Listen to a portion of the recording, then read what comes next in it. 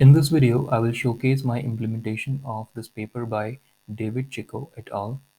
In this study, the authors implemented a method to predict if a person will survive a heart failure based on age, blood pressure, history of diabetes, etc. The dataset contains the medical records of 299 heart failure patients.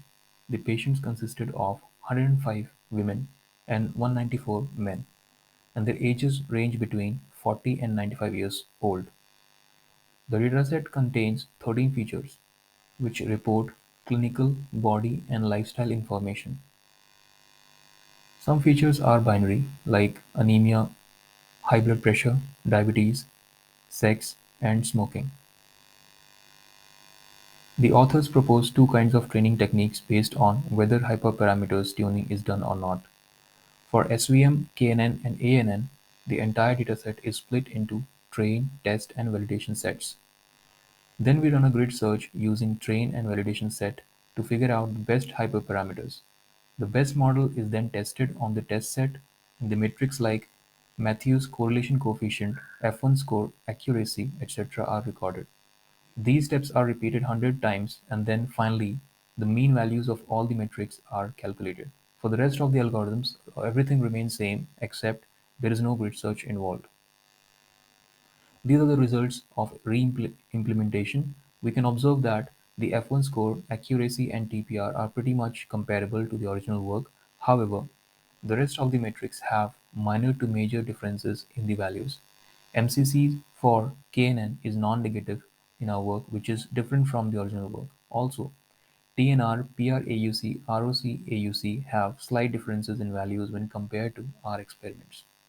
However, overall, the values are not drastically different from the original work.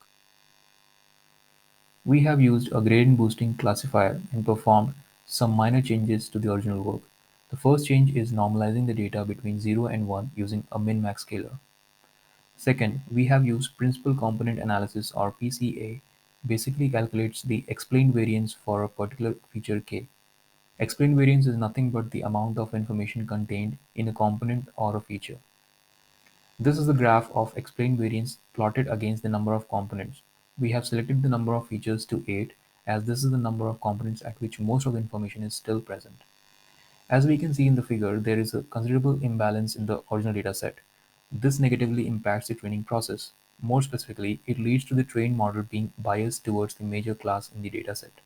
To overcome this, we used oversampling method called SMOT, which is Synthetic Minority Oversampling Technique. The next and final change that we did was applying grid search on the parameters for gradient boosting classifier. These are the results after doing all the previous 4 changes to the original gradient boosting classifier. It can be observed that the previous step boosts the accuracy considerably. The MCC value is 0.60, F1 score 0.70, accuracy 0.80, TNR 0.43, PRAUC 0.83, and ROC-AUC 0.76. However, TPR value has a slight reduction. It can be noted that our work surpasses the original work in MCC, F1 score, accuracy, and PRAUC. That's it for the video, guys. Thanks for watching.